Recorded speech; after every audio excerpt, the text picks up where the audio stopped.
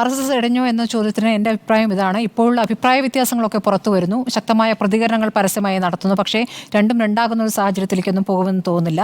ഇപ്പോൾ മോഹൻ ഭാഗവതാണ് മുനവെച്ച പ്രതികരണങ്ങൾ നടത്തിയത്. നേരത്തെ പറഞ്ഞ പോലെ ഒരു മുഖത്തിലേക്ക്, മോദി എന്നൊരു മുഖത്തിലേക്ക് മാത്രം മാറുന്നതിനെ RSS അംഗീകരിക്കുന്നില്ല. അതുകൊണ്ട് തന്നെയാണ് ശരിയായ സേവകന് അഹങ്കാരം ഉണ്ടാവില്ല എന്ന് പറഞ്ഞു. മണിപ്പൂരിലെ പ്രശ്നങ്ങൾക്ക് പരിഹാരം ഉണ്ടാകേണ്ടതുണ്ടെന്ന് പറഞ്ഞു. മണിപ്പൂരിലെ പ്രശ്നങ്ങൾക്ക് പരിഹാരം ഉണ്ടാകേണ്ടതുണ്ട് എന്ന് പറഞ്ഞത് തിരഞ്ഞെടുപ്പിന് ശേഷമാണ് എന്നുള്ളതാണ്. അതിനു മുമ്പ് പറഞ്ഞിട്ടില്ല.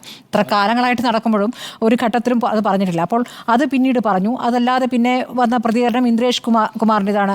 രാമനാണ് 240 സീറ്റിൽ നിർത്തിയതെന്ന് പറഞ്ഞു. പിന്നീട് അത് വിവാദമായപ്പോൾ ഇപ്പോൾ അത് മാറ്റി പറയുകയും ചെയ്യുന്നുണ്ട്. അപ്പോൾ അങ്ങനെ ചില പ്രതികരണങ്ങൾ നേരത്തെയും മോഹൻ ഭാഗവതും മോദിയും തമ്മിലുള്ള ഈ തരത്തിലുള്ള ചില പ്രശ്നങ്ങൾ നേരത്തെ പല ഘട്ടങ്ങളിലായി പുറത്തു വന്നിരുന്നതാണ്. പക്ഷേ ഇതൊന്നും തന്നെ ഈ വലിയ രീതിയിലുള്ള പ്രശ്നമാകുമെന്നും അല്ലെങ്കിൽ രണ്ടും രണ്ടാകുന്ന രൂപത്തിലേക്ക് മാറുമെന്നൊന്നും കരുതാൻ കഴിയില്ല. ആ രൂപത്തിൽ സംഘപരിവാർ സംഘടനകളിൽ ഒന്ന് തന്നെയാണ് BJP. ഈ പറയുന്ന മോദി ആയാലും RSSൽ നിന്ന് വന്നതാണ്. അപ്പോൾ നേരത്തെ ഉണ്ടായിരുന്ന പ്രധാനമന്ത്രിമാരും അങ്ങനെയാണ്. വാജ്പേയിയും അങ്ങനെയായിരുന്നു. വാജ്പേയി വിമർശിച്ചുകൊണ്ട് അന്നത്തെ സർസംഘചാലകർ പരസ്യമായ പ്രതികരണങ്ങളൊക്കെ നടത്തിയിട്ടുള്ളതാണ്.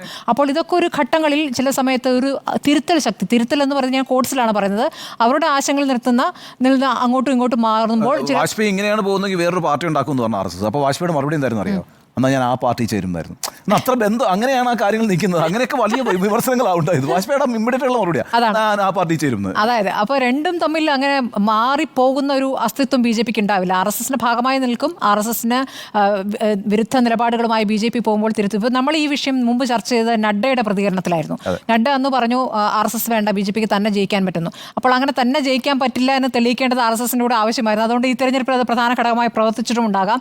അയോധ്യയിലടക്കം നടന്ന പരാജയം ആ തരത്തിൽ കൂടി വിലയിരുത്തേണ്ടതുണ്ട്. അപ്പോൾ എന്തായാലും ഇടഞ്ഞിട്ടുണ്ട്. പക്ഷേ ആ ഇടയിൽ രണ്ടാകുന്ന തരത്തിലേക്ക് പോകുന്നില്ല. അതുകൊണ്ട് ഞാൻ ഇടഞ്ഞു എന്ന ചോദ്യത്തിന് നോ എന്നാണ് പറഞ്ഞിരിക്കുന്നത്.